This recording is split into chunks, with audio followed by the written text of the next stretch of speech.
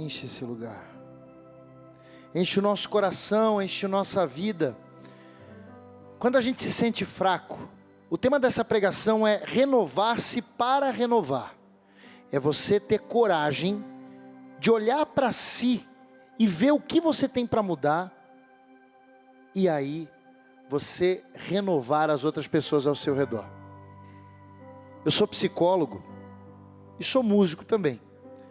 E é muito interessante perceber que a maioria dos pacientes demoram algumas sessões para poder entender uma coisa. Aquilo que eles reclamam dos outros, na verdade, é o que eles precisam mudar.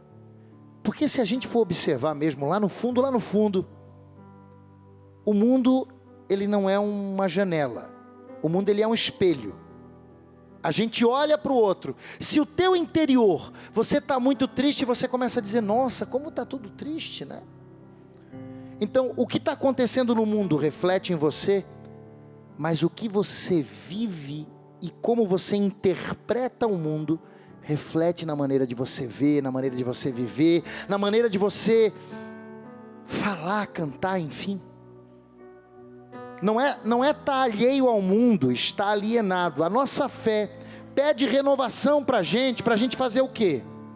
Para a gente poder entender, em primeiro lugar, quem tem que mudar sou eu. Se eu quero renovar minha casa, eu preciso mudar. Tem aquela frase de Santa Teresa,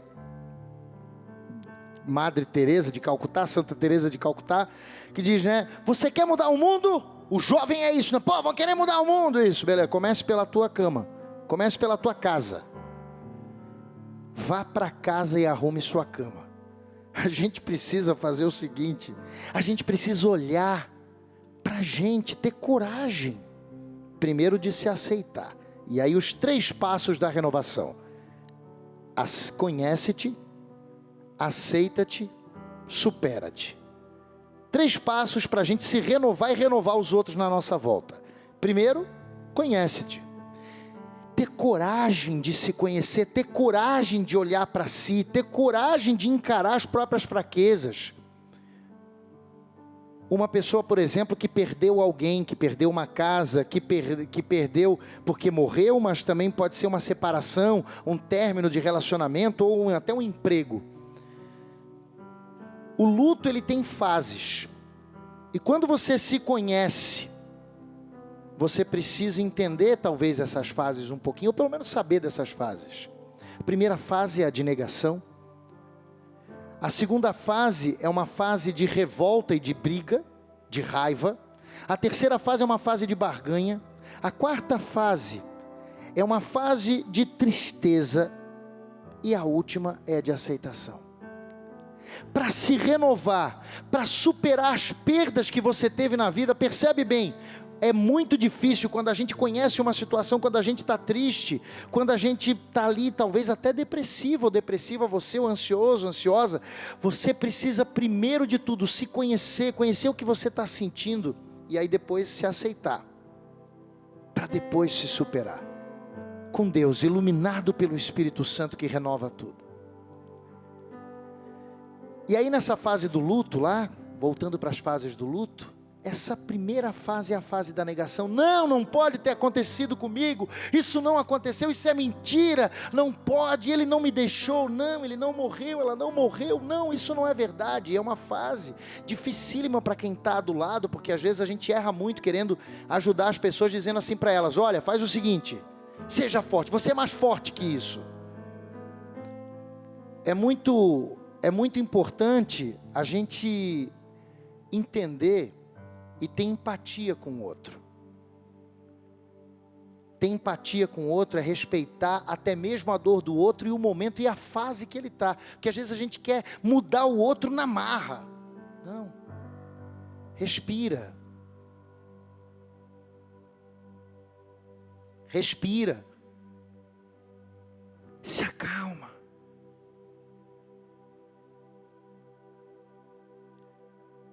Respeita o tempo do outro.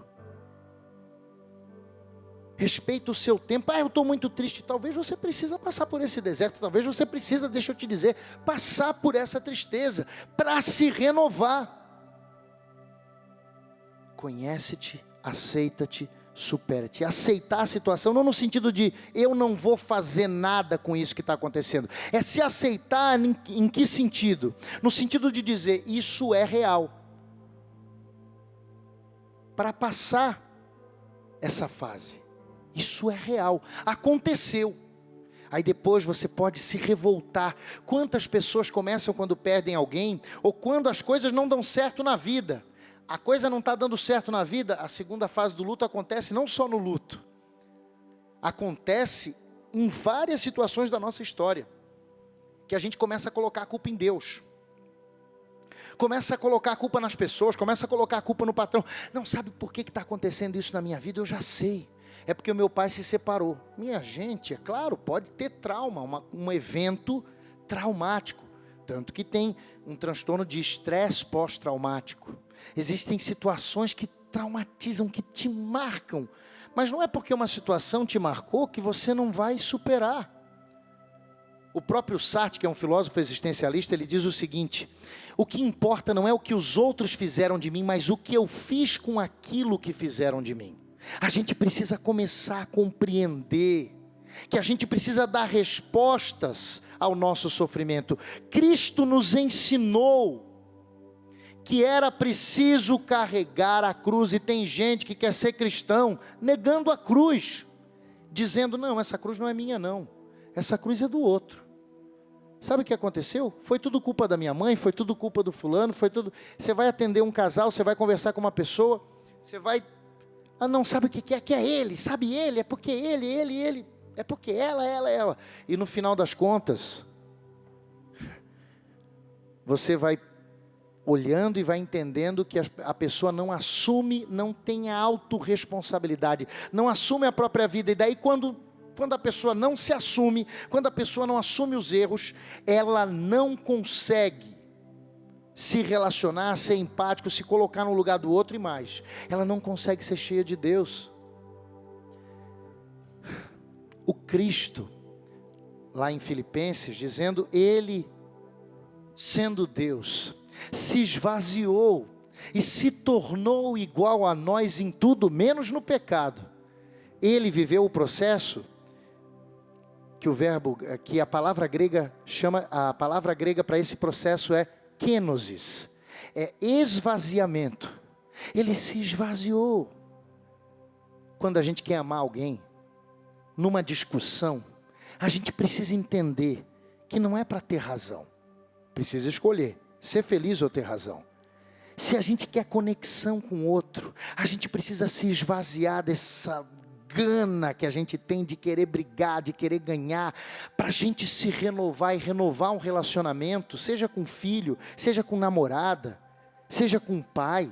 A gente precisa compreender isso, porque é muito complicado quando você está com alguém e essa pessoa, ela não entendeu que a vida não é um jogo. Talvez fosse um jogo, talvez aquele de frescobol. Já viu o jogo do frescobol, como é que é?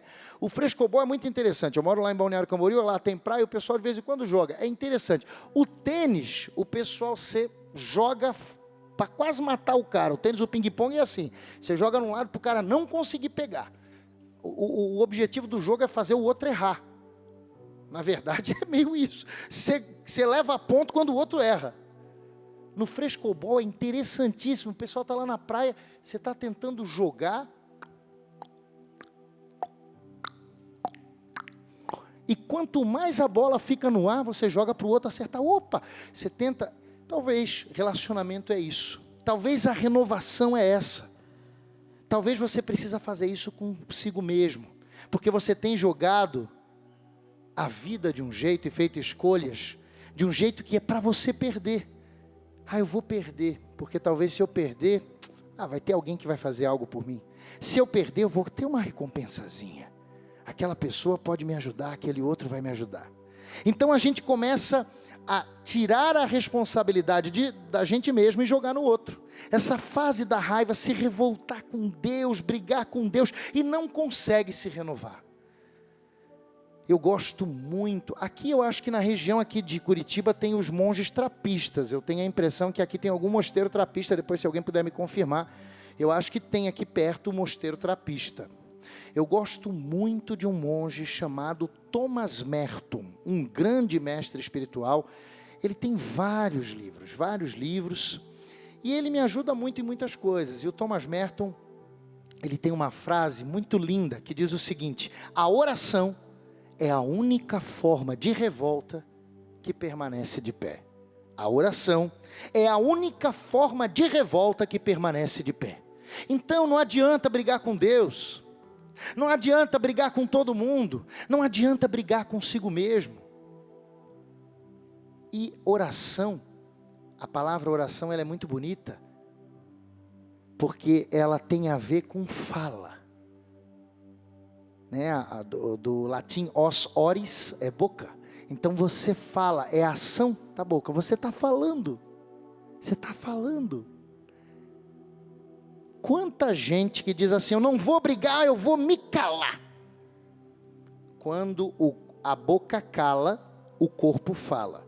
Aí a pessoa começa a ter um monte de doença psicossomática, a pessoa começa a dar sudorese, manchas na pele, cai cabelo, cria um monte, até úlceras, até cânceres podem ser psicossomáticos. E aí você: Deus, onde está Deus? Onde está Deus? Deus te criou, Deus está te sustentando, Ele te deu inteligência, vontade e liberdade, para que você entenda as tuas emoções e peça a luz dele, para que ele te diga, até mesmo isso. Vai procurar um médico, está na Bíblia, procura um psicólogo, procura uma ajuda, vai lá, procura essa ajuda, para se curar, para se entender, para parar de, ao invés de explodir ou implodir, aceitar os teus sentimentos. A palavra de Deus, ela é rica demais, tem conselhos demais, e é aqui que a gente vem e começa a entender. Perceba esses versículos aqui de Isaías 40, versículos 26 seguintes e depois o 41.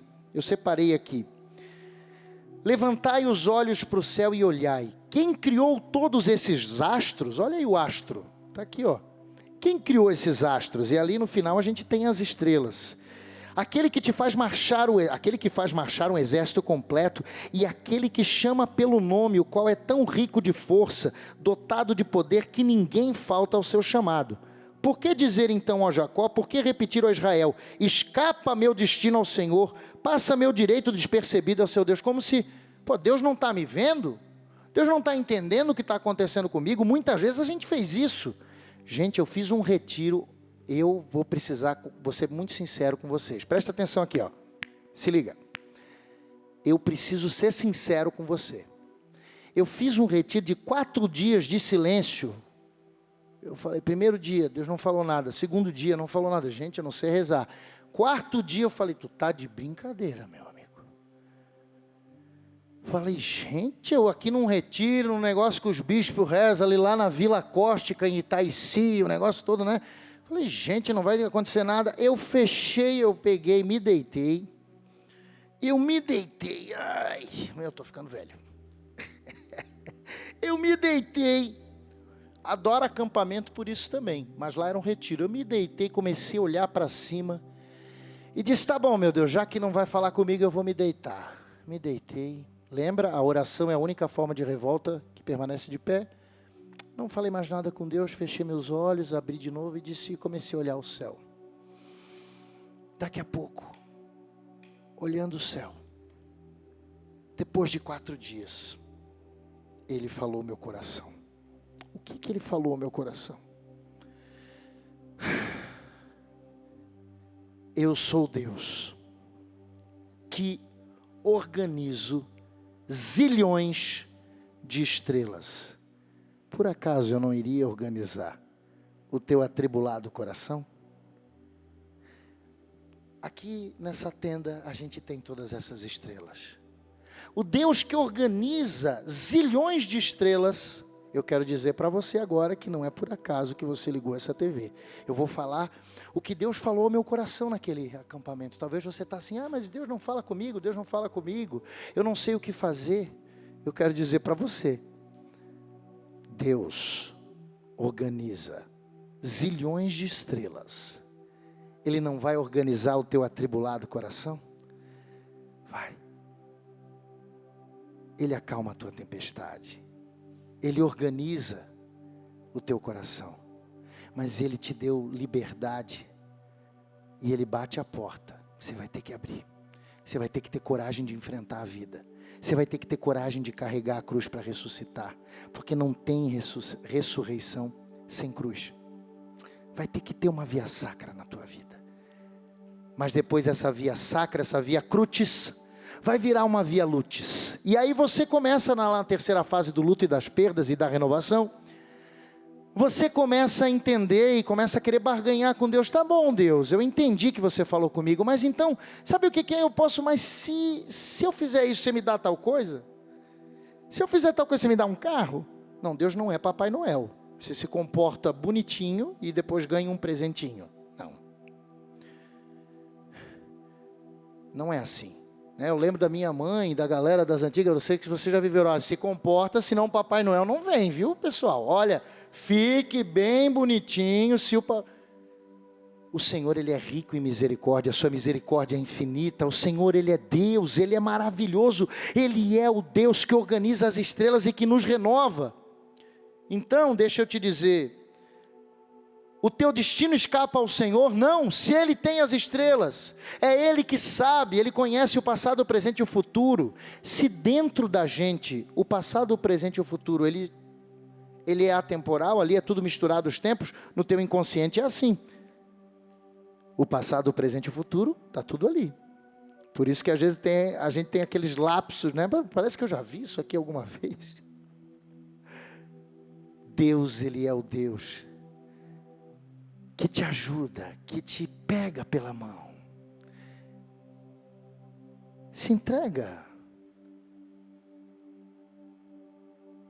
Se aceita. Se abraça e diz assim, obrigado, Senhor, porque eu sou um templo vivo. E o meu destino está nas tuas mãos, eu sei.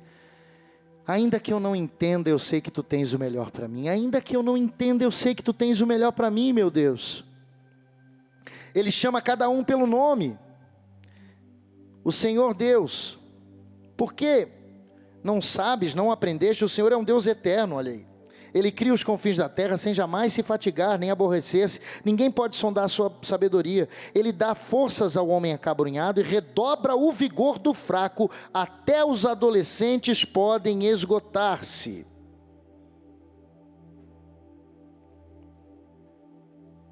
E os mais jovens cair, mas os que confiam no Senhor recebem sempre forças novas, voam nas alturas como águias, correm e não perdem as forças, andam e não se cansam. Aquela pessoa que é cheia demais de si mesma, ela não consegue ser cheia de Deus, porque ela está cheia demais de si mesma. Mas quando você entende o processo, inclusive da própria águia, que é um processo interessantíssimo, a cada período a águia se isola para se renovar. Ela quebra o bico, ela quebra as unhas, ela tira as penas e se renova inteira, e depois volta muito mais forte. Às vezes a gente pode entender também o processo dos crustáceos, como a lagosta. A lagosta, como é que uma lagosta cresce? Ela começa a sentir a casca desconfortável, ela se esconde lá nas pedras, e aí ela quebra a própria casca, porque deu um desconforto, se protege dos predadores, e depois ela cria uma casca nova, ela se renova aquela lagosta, e ela vai crescendo, e ela faz isso várias vezes na vida. Só que tem gente que não quer se renovar. Você pergunta, o que você precisa mudar? Não quer. Sabe por que o meu casamento não dá certo? É porque o meu marido, o meu filho, o meu patrão. E você? Você está entendendo que tem hora, esse Deus é um Deus que te abraça, mas é um Deus que te coloca para se renovar. É um Deus que diz, você quer vir, pega a tua cruz e vem. Não diz essa minha cruz é do outro, porque daí, se até os adolescentes podem cambalear, e os mais jovens perderem as forças, os que confiam no Senhor renovarão as suas forças, e aí eles se renovam e vão dar força para outro. Agora, se você ficar o tempo inteiro, não, eu não preciso mudar, não, não é assim, não, eu não quero. E outra, confia em Deus. No livro de Isaías também diz uma palavra muito linda, lá no capítulo 49, versículos 14 e seguinte: acaso uma mãe pode esquecer do seu filho, ainda que essa o esqueça, eu jamais me esquecerei de ti. Eu tenho diante de mim as tuas muralhas, e eu gravei o teu nome na palma da minha mão. Aqueles que te destruíam e te devastaram, partem para longe e se aproximam de ti os que vão te reconstruir. Eu quero dizer para você, pessoas que te destruíram, pessoas que te devastaram, você cria uma proteção, cria a casca grossa quando tem coragem de se renovar e não permite qualquer abuso, qualquer fala, qualquer ofensa. Porque se os outros estão fazendo isso com você, em muitos momentos é porque você permitiu, e até mesmo naqueles momentos em que você foi vítima, e aquilo já passou, e a página já virou. Por que a sua vida não virou a chave? Por que você não se destravou? É porque você ainda está preso àquela cena do passado, e não quer interpretar de um outro jeito, não quer ressignificar aquilo. Eu quero dizer, tenha uma atitude de ressignificar, de se renovar, de quebrar o bico, de quebrar a unha, de quebrar a casca, de passar por isso. Eu vou dizer, tem hora que a gente precisa ser dependente de Deus. E aí nas duas últimas fases, você vai lá para a barganha, tentando negociar com Deus, negociar com as pessoas. Aí depois você vive uma tristeza. Quando você aceita a cruz, aceita a tristeza, aceita o momento, você consegue passar pelo luto. E aí vem a aceitação. E aí você vive o conhece-te, aceita-te, supera-te. É Deus que te dá força para você superar como águia. Eu quero dizer, não é fácil se renovar, mudar não é tão fácil, mas a gente precisa se renovar, assim como a gente precisa de água, uma aguinha, a gente precisa de água para hidratar a nossa garganta, a gente precisa do Espírito Santo, inclusive ele é a água viva, né? Que nos renova, que nos restaura. Eu quero dizer para você, hoje, o Senhor quer te renovar, quer te dar água viva, quer te dar um fogo novo, para que você tenha a possibilidade de ser encharcado do poder, da força, e aí você vai abençoar a vida de muita gente. Eu precisei quebrar a cara, quebrar o bico, quebrar a unha, precisei renunciar à água podre que eu bebia e vivia escravo das drogas, e eu era dependente de muita coisa, eu era dependente emocionalmente de pessoas. É claro que não dá para ser feliz sozinho, outra coisa é você ser escravo de alguém, é você permitir que as pessoas decidam coisas por você e não você mesmo. É Deus que te dá a luz e você precisa decidir se responsabilizar pela própria vida. É preciso às vezes quebrar a cara para se renovar. Hoje eu posso dizer que eu sou completamente dependente do Senhor. E é isso que a gente vai fazer. Porque quando você aceita, Ele renova a tua vida. Renova você, se renove, para que Ele possa renovar muita gente a partir de você. Aí você vai beber essa água, vai viver uma vida nova, uma vida abençoada. E aí todo mundo que vai chegar, você não só vai ter gente que vai se aproximar de ti para te reconstruir, mas você vai ser água e vida e paz para as pessoas. Você vai ser aquilo que você quer que as pessoas sejam para você. Você quer gente amorosa perto de você? Seja amoroso. Você quer gente que perdoa? Faz isso. Você que quer um namorado, uma namorada, faz uma listinha de tudo que você quer que ele seja. Aí depois você faz o seguinte, faz um projeto para você ser exatamente aquilo que você quer que esse teu pretendente. Aí você vai perceber que você vai atrair essa pessoa, e essa pessoa vai ser uma bênção na sua vida. Vamos juntos, dependente.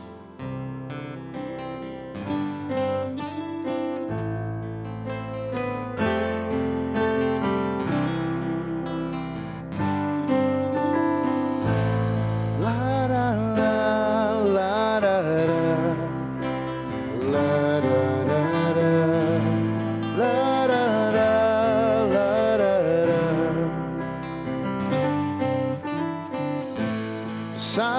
diz que eu não vivo sem o Senhor, nenhum passo sequer eu dou. Não me desamparas quando eu preciso. Em tempos de choro és o meu abrigo. Jesus, te amo mais que tudo. Minha vida sem ti não tem valor.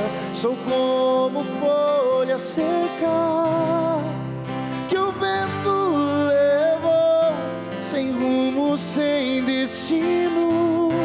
Mas quando estás perto eu sou menino, protegido pelo Pai. Eu sou completamente dependente do Senhor, do Senhor. Eu sou completamente dependente do Senhor, do Senhor. La, la, la, la, la,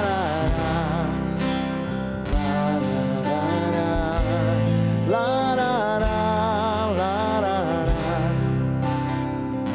Nessa noite o Senhor quer te libertar de dependência emocional.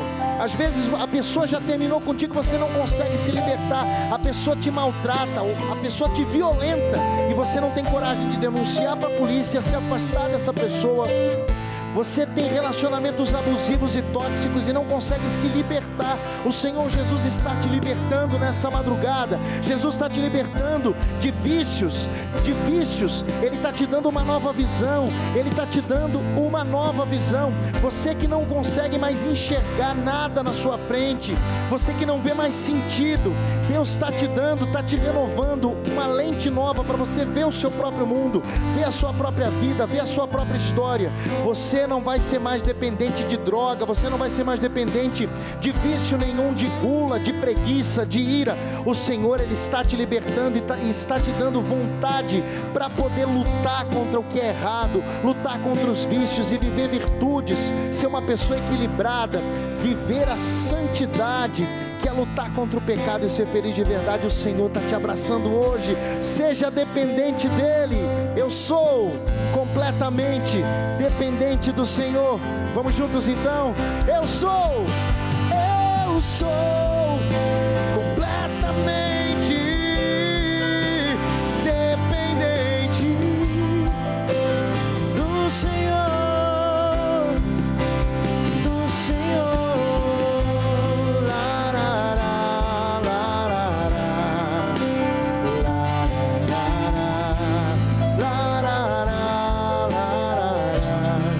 Que o Senhor possa nos libertar de todos os vícios. Essa oração é uma oração que quer selar esse momento na madrugada. O fogo de Deus, que lá no início nos libertou para a gente agir na liberdade, na animação, na alegria, é o mesmo fogo que agora nos coloca no trilho para dizer: vai, anda, vai caminhar, vai para frente, vai ser livre de verdade, sem vício, sem dependência alguma. Ele quer te libertar. Você pode, com Deus você pode. Tudo posso naquele que me fortalece. Amém? Confia que Deus vai te renovar, assim como Ele renovou a lagosta e a águia. Ele vai te renovar, para você renovar todo mundo que está perto de você.